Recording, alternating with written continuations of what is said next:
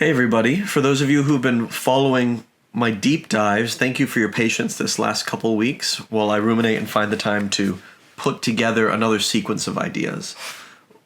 What I'm exploring right now, or what I'm sharing with you right now, this is going to be about a 6 episode sequence, each episode lasting about 5 to 10 minutes.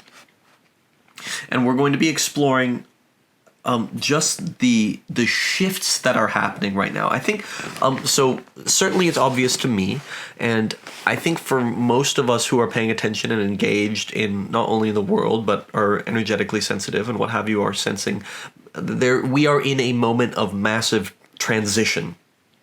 And it's really tempting and even fun to, and maybe useful to believe we understand what the transition is. We are moving from this kind of thing into this kind of thing. I am moving from this sort of being into this sort of being. And of course, we're each feeling a different part of the elephant. And none of us really know, none of us have a full picture, and we can't have a full picture. And so it's super important to have an attitude of humility, at the very least, to open ourselves up to the changes that are required of us.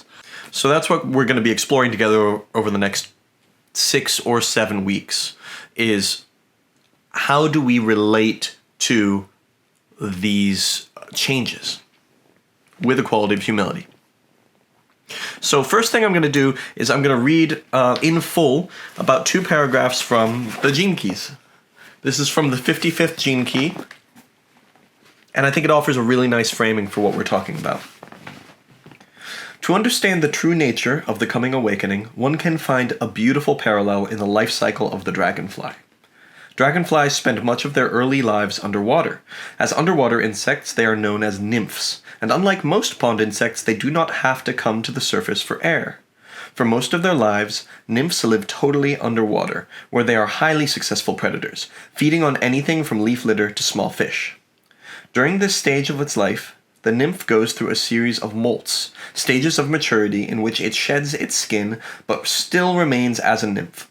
These stages of the insect's life can last several years, and during this time it has no idea whatsoever of what kind of future lies ahead. It is undergoing a series of hidden mutations. Then, one day, all of a sudden, some sleeping gene deep within is triggered and the nymph does something totally out of character. It finds the stalk of a nearby plant and climbs out of the water. For the first time in its life, it tastes air and direct sunlight. Once the nymph has left the safety of its underwater environment, the sunlight begins to work on it, catalyzing what will be its final molt. It is at this stage that the true magic occurs, as the advanced creature hidden within the nymph cracks the outer larval skin. Over a period of several hours, 4 crumpled wings appear, and the distinctive slender thorax begins to uncurl. What is of great metaphorical relevance at this stage concerns the element of water. As the emerging dragonfly rises out of the element of water and prepares to be reborn into a new life in the element of air, the water that still lies within its body becomes the key to the transformation process. Through a process of hydraulics, the water within the nymph's body is pumped into the emerging wings and thorax, causing them to unfurl and spread out for the first time.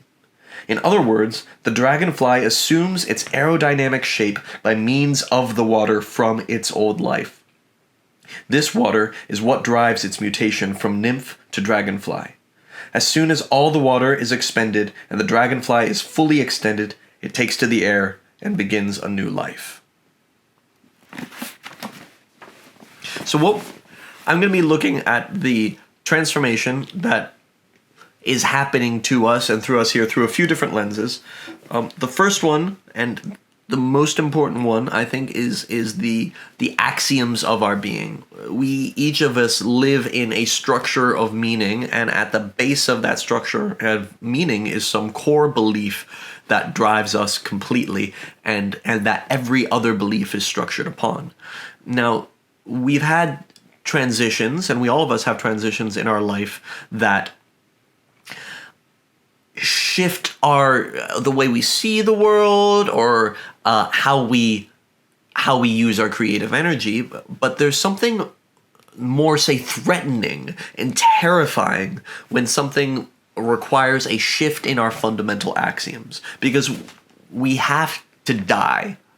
Once you leave behind your old axioms, you are essentially killing your old self off, because you have to, once you have a new set of axioms, you have to rebuild again, sort of on the corpse of feeding on the corpse, like a phoenix of what you left behind. So understanding that what's happening is not a superficial shift in our being and our likes and so on, but is actually, or at least what we are being invited to, is opening up to an axiomatic shift in our being. That lens opens us up to a humility to surrender to the change more.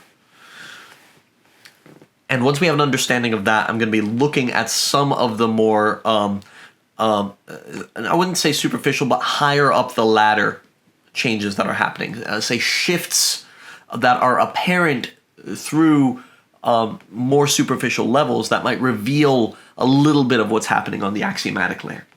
So what I'm going to be looking after exploring just the sensation and experience of undergoing an axiomatic shift is first our relationship to spirit and our spirituality, then our role as living and spiritual beings on this planet, our relationship with power, and then my sort of space of a personal exploration in this life, which is technology.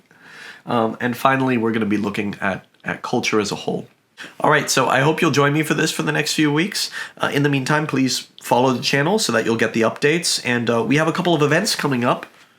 Andromeda has a couple of events coming up. I'm going to be going to Sand in October. I would love to see you there. And also, right now, those of you who know me know that I created a virtual reality video game technodelic, a truly psychedelic experience that uses technology, and we are going into beta on that. So if you're interested in participating in the beta and potentially deepening the conversation happening here on more hands-on channels, then please follow the link in the description and I'll see you there. Otherwise, I'll see you next week for the first chapter on this exploration, which is about shifting our axioms.